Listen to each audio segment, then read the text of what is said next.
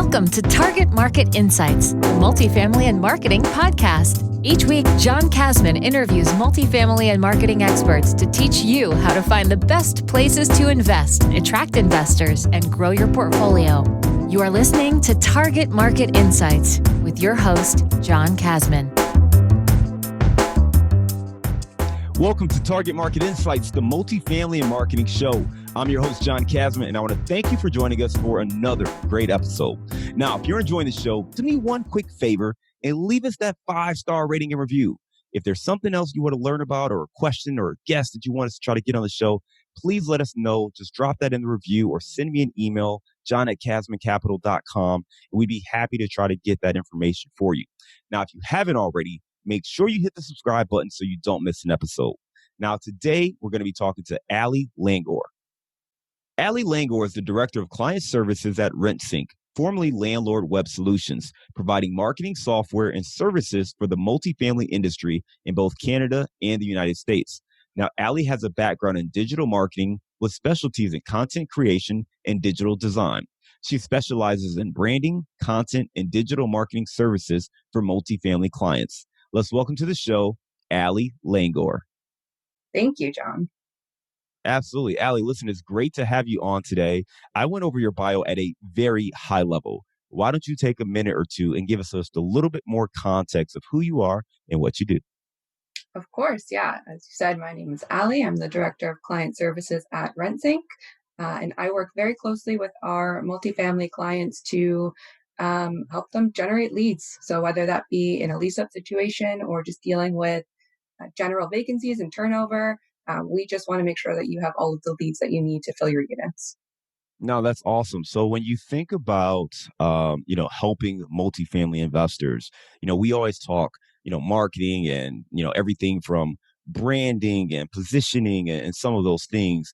But specifically when it comes to multifamily investors, one of the biggest things, and at the absolute core of everything we do, it's about driving residents, right? It's about getting residents into our multifamily properties. And ideally, it's executing our business plan. So whether you are trying to reposition an existing asset or you just built a brand new structure, but you got to lease it up, you're going to have to find ways to attract residents. So I want to talk to you high level about that, right? A lot of our listeners are multifamily investors looking to implement some sort of value add strategy. Again, most people buying existing properties, but maybe you are doing some ground up development. What are some key things that you see when it comes to really driving, that new resident base or maybe switching over resident base that's necessary from a marketing standpoint?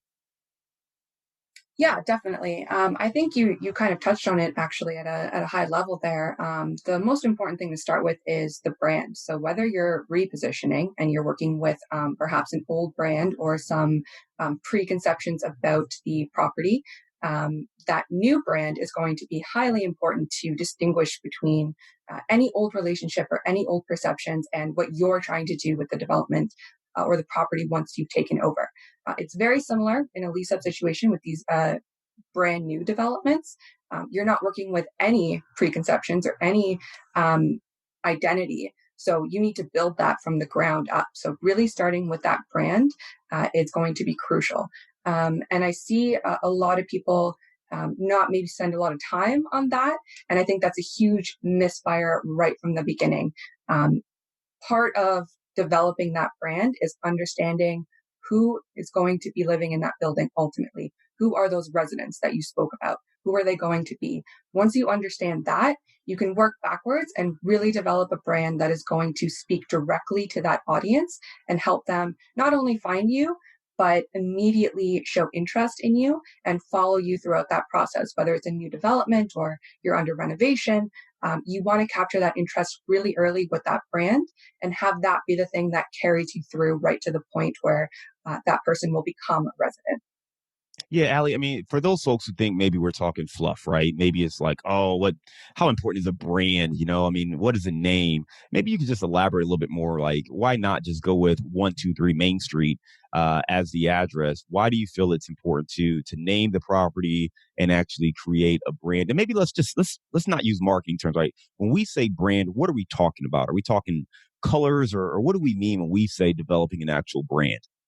Yeah, that's a great question and a great distinction. When we talk about brand, we're not just talking about the name of the property or the color. We're really talking about the feel, the vibe, um, the identity of the property. These are going to be the things that are going to attract those tenants. You know, they're going to look at a million 123 Main Streets. What's going to make your property stand out in their mind is the feeling that they get when they interact with any of your advertising, with your website, anything that they see.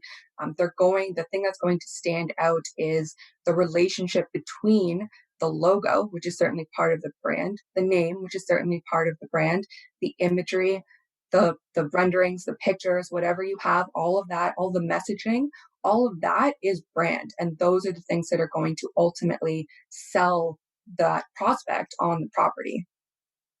Yeah, I think just to illustrate this point, my background's in marketing, and I used to work at General Motors, and there was a vehicle drivetrain. Not to bore you guys with techie stuff, but it's called the GMT 900. But essentially, it was what made the vehicle, and we had the very same drivetrain for the Chevrolet Tahoe and the Cadillac Escalade. Okay, except one of those vehicles cost almost 50% more because of the brand. Certainly there are some little intrinsic things here that we made premium in a Cadillac that weren't available in the Tahoe. But the bottom line, from a performance standpoint, driving a vehicle, the Tahoe is pretty much the same thing as an Escalade. Yet one of those things costs you 50%, if not more, than the other. That's what a brand does. A brand is about perception. It's about the way people feel. It's about the badge. It's about all of those things. So if you don't think this is important, ask yourself, if you're trying to create a value add strategy, or you're trying to lease up and you're trying to attract new residents, they have to feel a certain way to pay a premium to live at your apartment complex. And I don't care if you have a 4 unit building, you want to find a way to really create a premium vibe where people are looking to stay at your place versus the competition. And I would say right now, Allie, we're starting to see a bit of a shift in the marketplace where, due to COVID, those Class A apartment buildings, they're seeing a bit more vacancy. They're taking a little bit longer to lease up, and they're struggling and competing. And I'm seeing more and more concessions. How does that play into it? And does that really further, amplify your points on why it's important to actually have a brand that can maybe withstand some of these other factors? Yeah, I think that's an excellent point. We spoke about, or I spoke about, brand being the thing that's going to get those residents in the door. Further to that, as you mentioned, it's also going to be the thing that lets you maintain those premium rates, especially with COVID. And that's another excellent point. We are seeing a lot of concessions being handed out to get people in the door. Um, I've seen companies that, it wasn't their thing. They didn't feel that they needed to use anything like that in their advertising. And now it's almost a given. If you're, especially with a new development, and even not with a new development, we're seeing, we know we have to give promotions or incentives right up front, or we're already below where the competition is. So we're seeing a lot of that from companies who didn't want to do that before. So where brand comes back into play with that is, okay, maybe you need to give a month free to get people in the door. But after that month, you're still maintaining those premium rates. So once you get over that hurdle of getting people inside, you still haven't conceded that much on the rent that you're receiving following that point. Yeah, and concessions is not something we talk about a lot, but I think it's a really important distinction. It's something that we went through on one of our assets because, it's one thing to lower rents $25, $50, $100, but now the perception is that's what the value actually is. A concession, on the other hand, yes, you're giving it to them that one time, discount, but it's a special incentive, but you're still setting the bar and the expectation that here's the value. The value is actually higher than that. We're just giving you a one-time break. So 11 of those 12 months, they're paying that premium rent. So when it comes time to renew, that's where the bar is set versus if you just lower rents by 25, $50 across the board.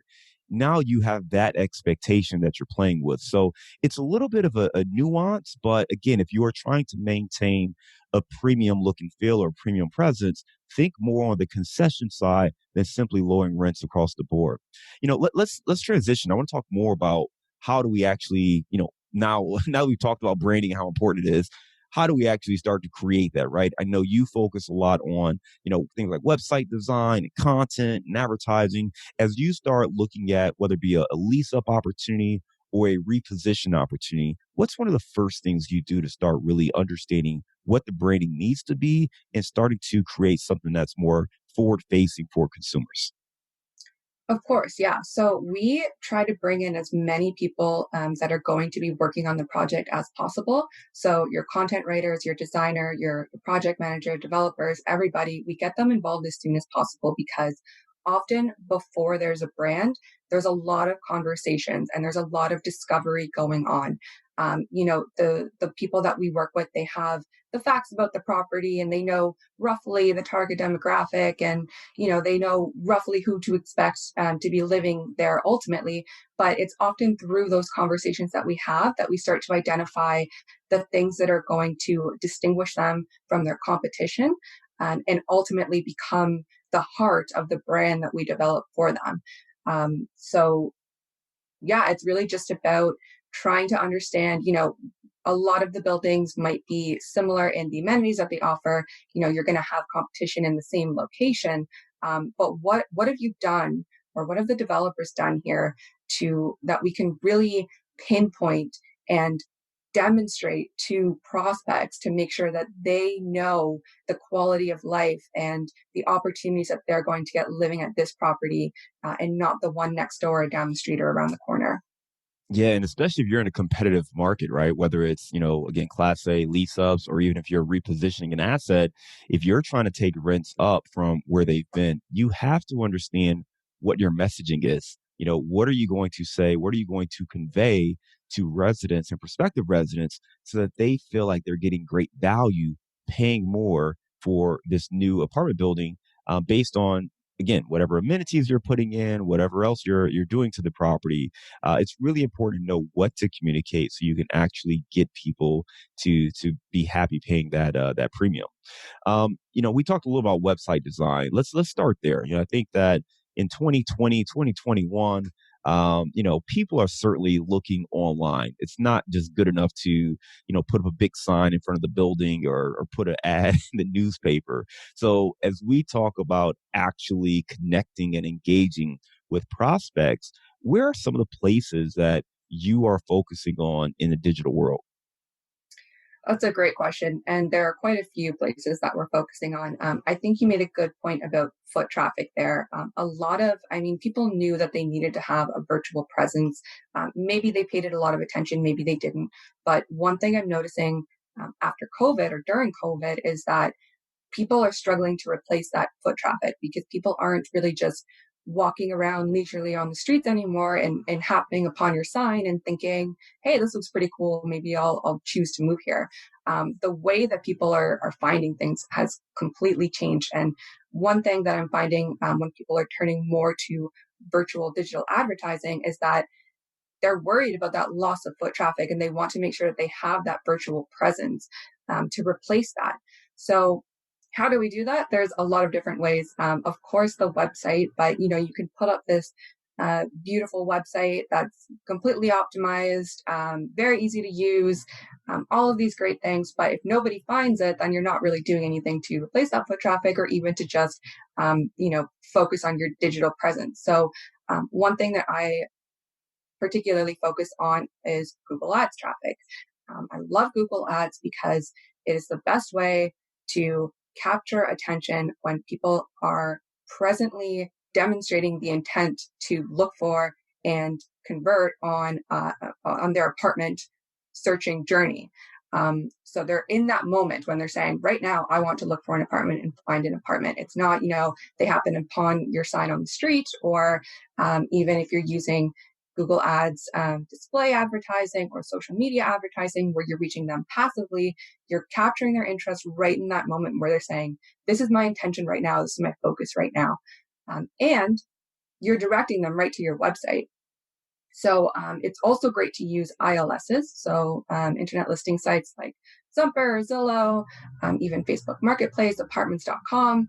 But what's happening there is that that prospect is also looking at multiple buildings at once. So they can really zero in on a location, they can apply all of their filters, and they can end up with, maybe 10, 20 results that they're like, all of these kind of look good.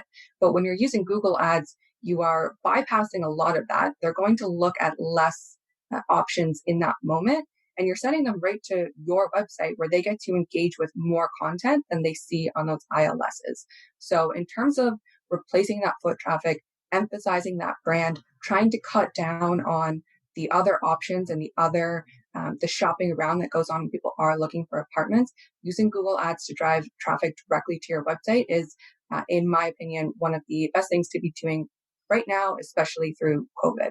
Yeah, and I want to just break it down for someone who maybe isn't as familiar with Google Ads, right? So let's just take that prospect's perspective, right? So if I am looking for a new apartment, walk me through what my steps might be or what my journey might be where, if someone's using Google Ads, they can then intercept me as a potential client or a potential renter.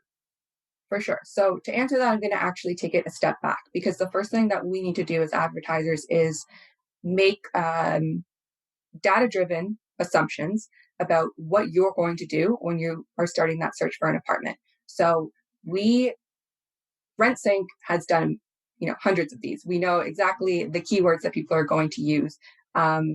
So we start by identifying those keywords and putting them into a campaign. So we know when you say, I'm looking for a one-bedroom apartment near me, we're ready to capture that search and say, I have a one-bedroom apartment near you.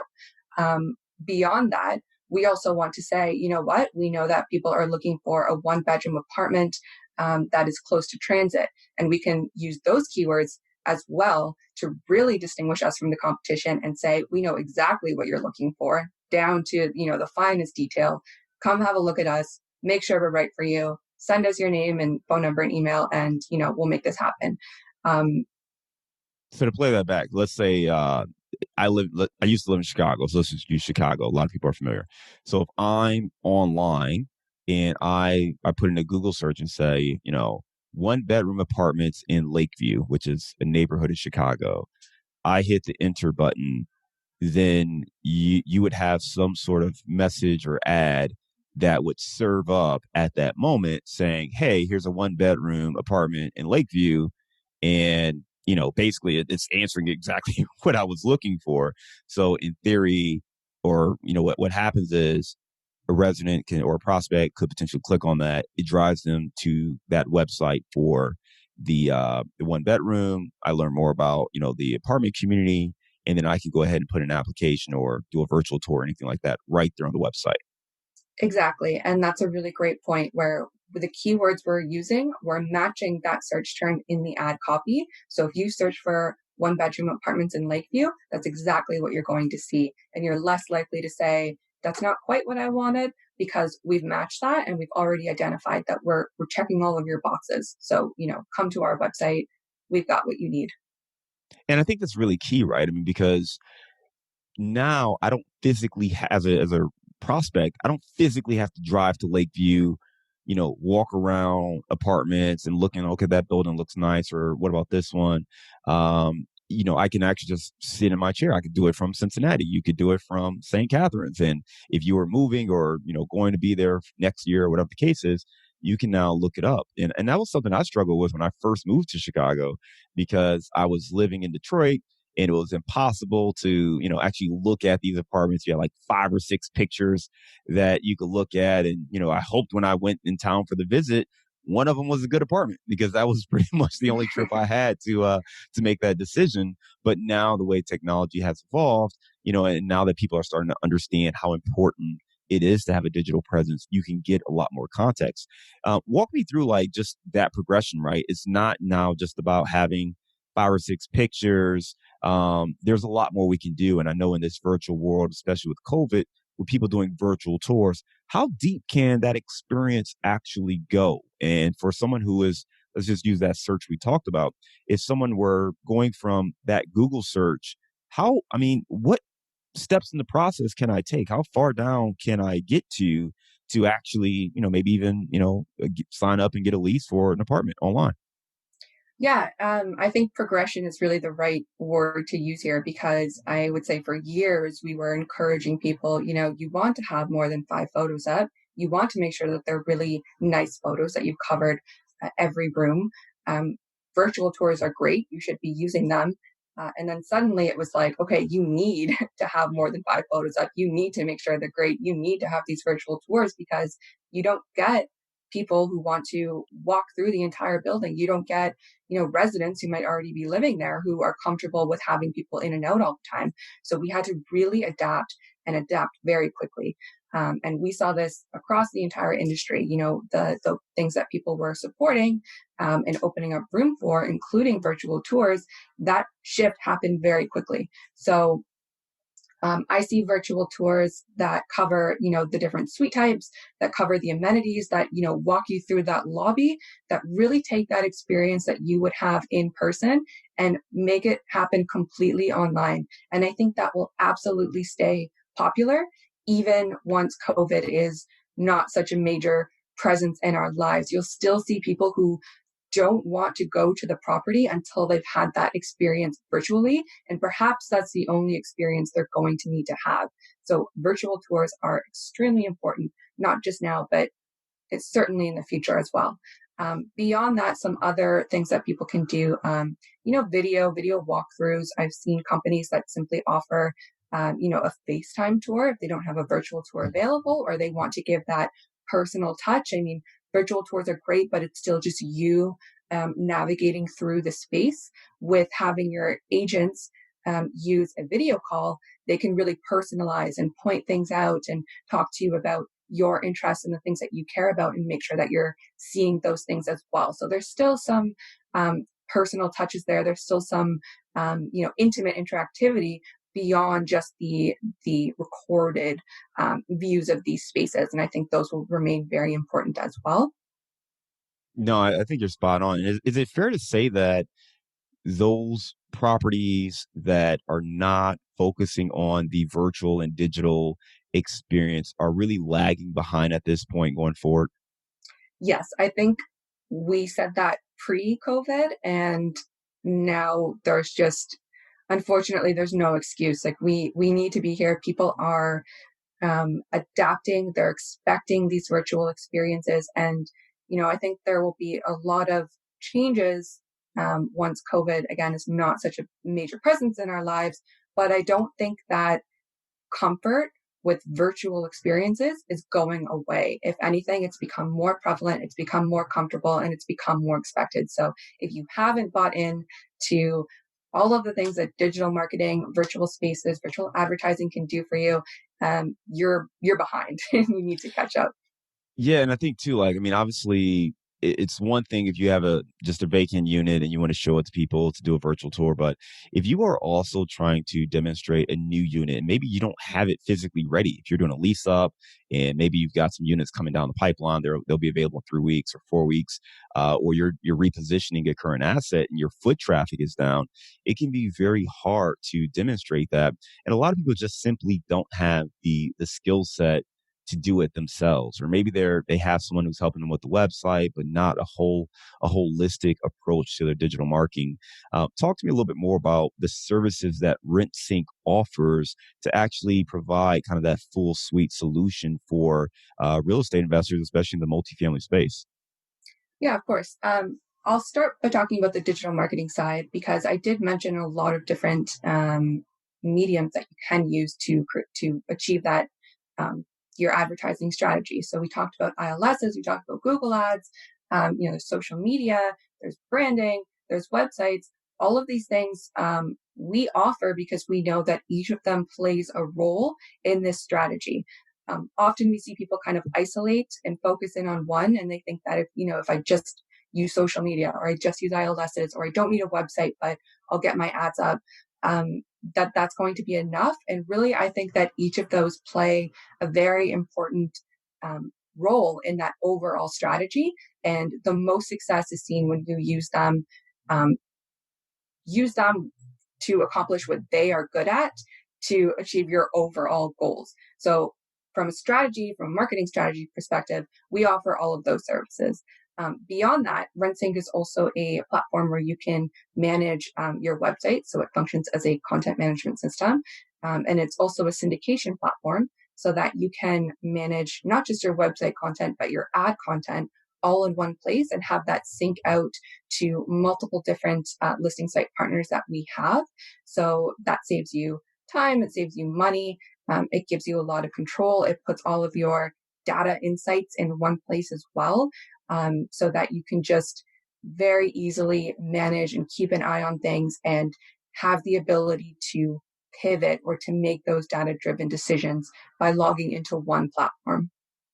You mentioned the data insights. Can you elaborate there? Because I know most of the time there may be different ways people right now are putting out their ads, right? Where you can, you said syndication, you're talking about ad syndication, but if you post it on Zillow or whatever, it can go out to 20 different websites. But you are now monitoring, what happened and kind of guessing a little bit as far as what changes need to happen. Did you get calls? Did you not get calls? Did you get traffic? Did you get leases?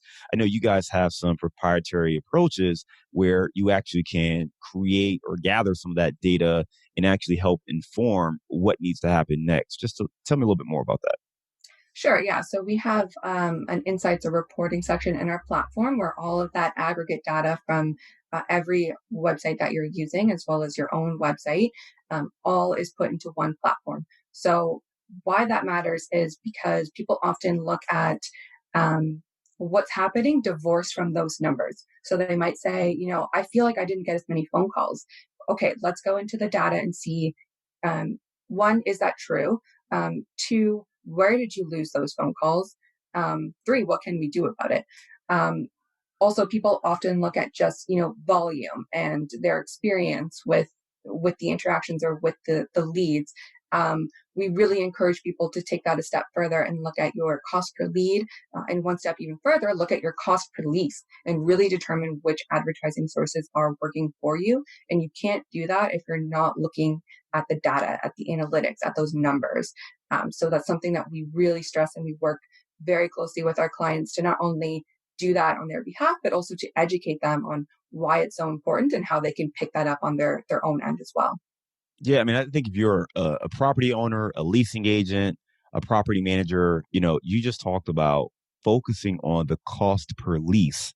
As marketers, we hear, cost per lead often, right? But that cost per lease, that's really what matters, right? We don't really care if we get 10,000 people to, come to our website and, look at our apartment if they don't actually lease the thing.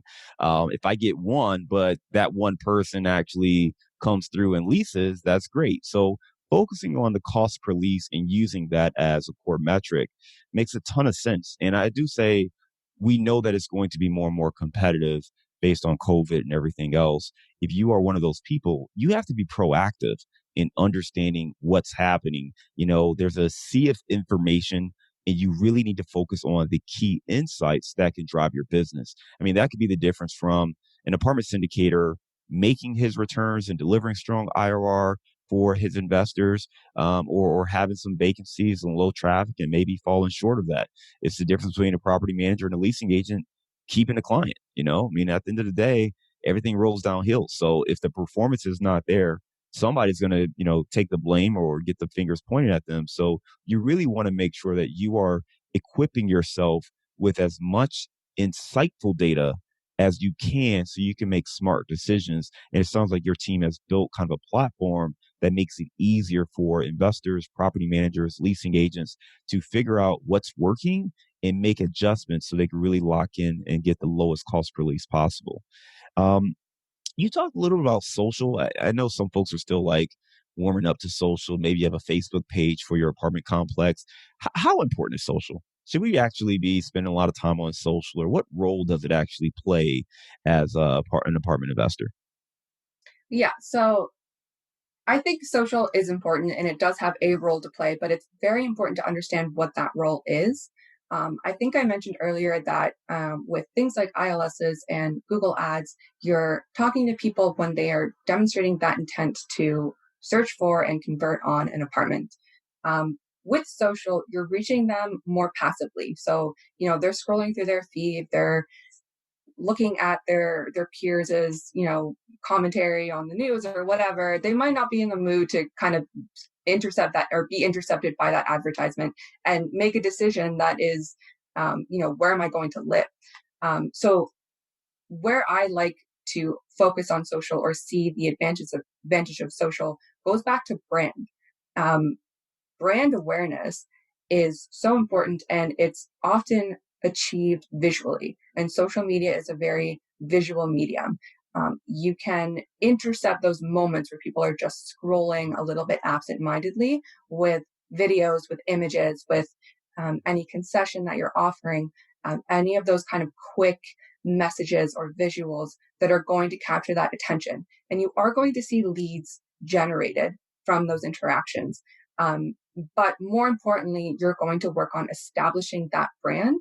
And more than likely, you're also doing that with ILSs, with Google Ads, with display retargeting. So if they click on that social ad and end up on your website, perhaps in 2 days, they're reading the news or they're shopping and they see that ad again. And slowly you're planting that idea of, you know what, I think that this property is a good fit for you. Come back, give us some consideration, talk to one of our agents. Let's see if, this is actually the right fit. So I think that it is very important, but I think it's also very important to understand the role that it plays. Again, I do see people isolate and maybe just focus on social because people do spend a lot of time on social media. But with apartment marketing specifically, it's really important to understand how it functions in relation to the other options that we have to put our ads in front of prospects. Yeah, I like the way you explain that because it is a part of the, like you said, kind of the marketing plan, especially the digital marketing plan. It's not, the silver bullet, but something else that you use in your arsenal to engage, to keep reminding people, to keep them aware of any specials that is going on. I think the one thing that we'll probably hear is that this sounds great. It also sounds like a ton of work. If you've got a building, apartment building that you own, or maybe you're a property manager, you're like, look, we need to focus on, managing the asset, driving leads, driving rents, focusing on retention, things like that. Who has time for all this, development, content development, right? You're talking about social media posts and graphics and ads. That's a lot of stuff for people who that's not their main business, right? Talk to me a little bit more about what the steps are from a content development standpoint. I know this is some of the services that your team offers as well, but talk to me about just again why this is so important and some of the ways that apartment investors, property managers, they could maybe outsource some of this work to make their life easier without taking their focus off of things that they think are important to drive the business. I think that's a great point because there's a lot of tools to learn um, how to run your Google ads, how to use Facebook ads online. And a lot of people can do it, but who has time? Honestly, like a lot of the people I work with are themselves marketing professionals, but their job isn't to manage and to create these campaigns.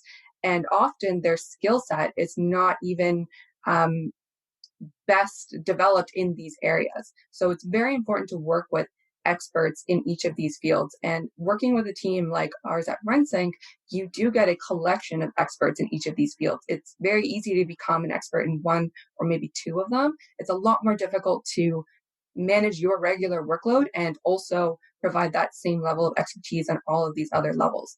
You mentioned content, and I think that that is one area where people tend to feel like I can write. Like I've read a million of these property description. I've seen a million ads. I can write this.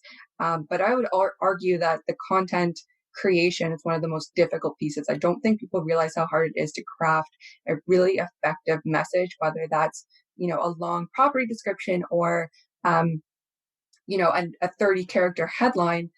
And that's where working with an agency and somebody who has that experience is really, really valuable because we've done that a million times. We have the data to know what works and what maybe works a little bit less. And we can really help with those things that seem easy on the surface, but are actually a lot more intricate than they might seem. Yeah, I think too, like depending on your time frame and what you're working on, do you want to flounder around testing out different headlines and copy and things like that?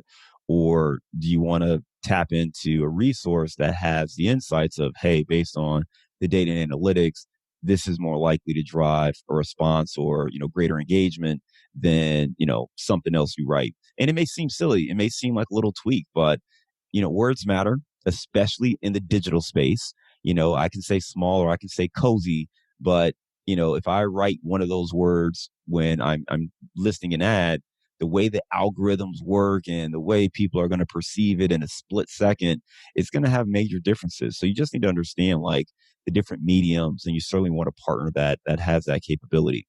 Allie, I know people who are certainly interested in growing and figuring out ways to expand their digital marketing services. If folks wanted to reach out to Rentsync to learn more about what you guys do, or even just some other tips as far as marketing their ads or their apartments is concerned, what's the best way for them to reach out? Sure. It would be rentsync.com. There are lots of different ways to reach out to us, to our various teams right from that website. If you have marketing questions specifically, I love getting emails from people who are saying, hey, I'm a little bit stuck or I have this idea. And I'm like, yes, let's get on the phone. Let's talk about it. This is what I love to do. So you can always reach out to me directly at Allie@rentsync.com as well. That's ALLIE. All right, Allie, we're going to move on to our bullseye round. You ready? Let's do it. Give me a failure or an apparent failure that set you up for later success. Um, I would say it's a kind of a very personal failure, but I've pivoted a lot. I went through a lot of schooling in pretty different subjects, and then I actually started my career as a designer and was able to pivot into digital marketing. So at each of those moments where I changed direction, those always felt like failures in the moment, because you're asking yourself, did I give myself enough chance to succeed? Did I give myself enough time here? Um, but I think that accumulating all of the different experiences that I did and the knowledge that I was able to gain from doing that, I think ultimately set me up to be where I am today. So I'm really grateful for that. I used to look at, you get one shot to choose your career, so get it right. And I don't believe that anymore. And I think that there is actually a lot of value in exploring things that interest you and having the ability and allowing yourself to grow in different directions. Give me a digital or mobile resource you recommend for your business. I use Notion. Um, it's my Bible. I I often have a lot on my mind and a lot of things to do in a day. And I always say, if I'm putting it on my list, or if it's not on my list today, it's not going to get done. And Notion has been the only tool that's really allowed me to organize all of those different lists and make sure that I'm actually achieving my daily, weekly, monthly, quarterly goals. So I absolutely recommend Notion.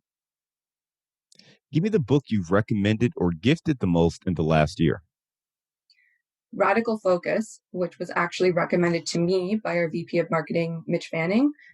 It's a book that instructs on a good use of OKRs, so the Objective Key Results goal system. And it has just become a big part of the way I manage my teams, the way I manage myself. Actually, my Notion layouts are almost pulled directly from that book. So it has some great insight. What's one thing you know now that you wish you knew when you were starting out?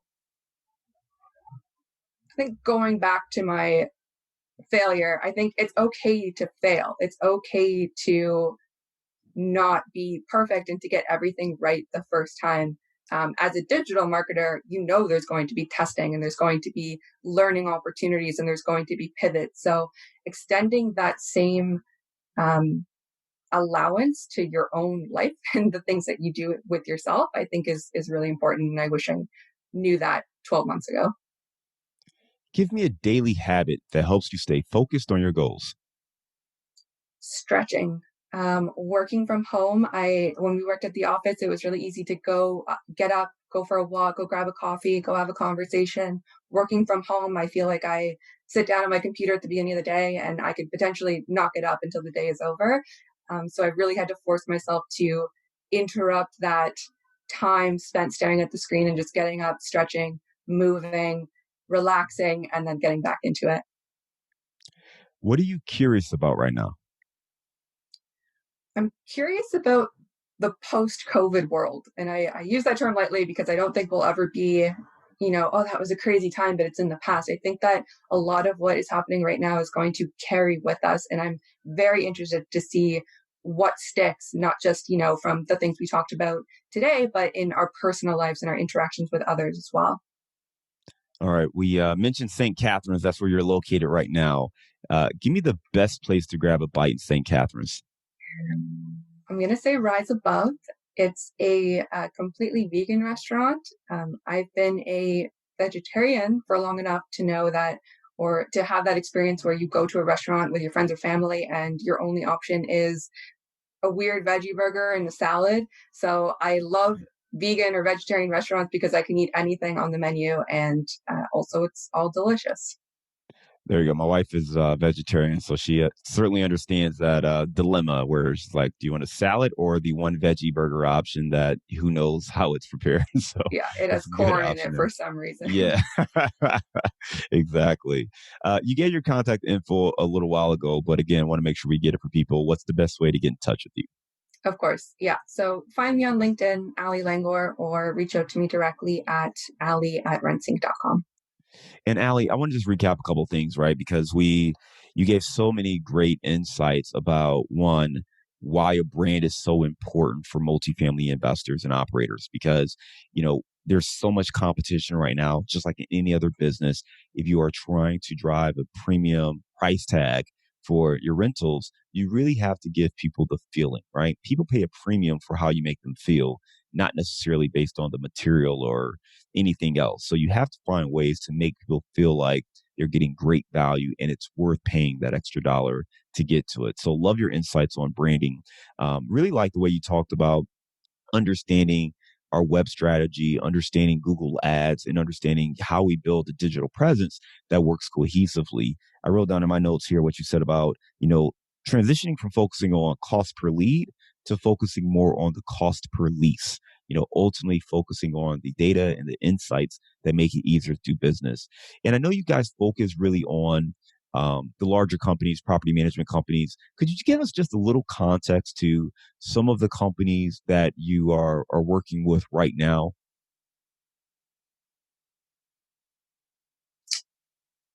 You mean like some of our clients? Yes. Sorry, John, to be honest, I'm not sure how to answer that question like you No just wanted worries. No worries. Let me rephrase it. So and I'll take it out the Yeah. specifics there. Um, one of the things as I listened to you, Ali, was as we listen and think about, all of the information that's available and that your company provides. I just want to make sure we understand like who exactly are some of the people that should be looking to reach out to learn more about these kind of services. Is this only for the huge, big budget operators, or is there more opportunities for some of the smaller mid-sized operators as well? I think there's opportunity across the board for sure. We do this with some of our larger clients who are managing, 10,000 plus units, and we're doing it on a large scale. And there's a lot to think about. There's, not just which market might be struggling or where do we need a little bit more attention, but it's also on a property by property level. So there's obviously a lot more intricate work going on there to figure out where to allocate your marketing dollars. But ultimately, we're doing the same with our smaller clients as well, just on a much smaller scale. So they might have, four properties, and a lot of the strategies are the same because often they're competing with those same clients who have 10,000 plus units. So we really have to ensure that they're competitive as well. But we're just able to zero in on particular properties or particular markets a lot more quickly and maybe easily, just depending on that particular client's needs. Yeah, and I think too, like if you are a property management company, so maybe the owner, the investor, it might be a small time or a mom and pop type of investor, but if they're hiring you to be their property management company, this is a great way to get a competitive advantage where you provide this service now to these individuals, and it allows them to operate like a big boy. Like if you can take your smaller asset but have the same tools and resources to compete like these large institution type investors and hedge funds, that's going to give you a competitive advantage. And I think that's something that everyone needs given where everything sits today. Allie, thank you again for coming on the show. It's been a pleasure talking to you, and I hope to talk to you again soon. Thank you so much, John.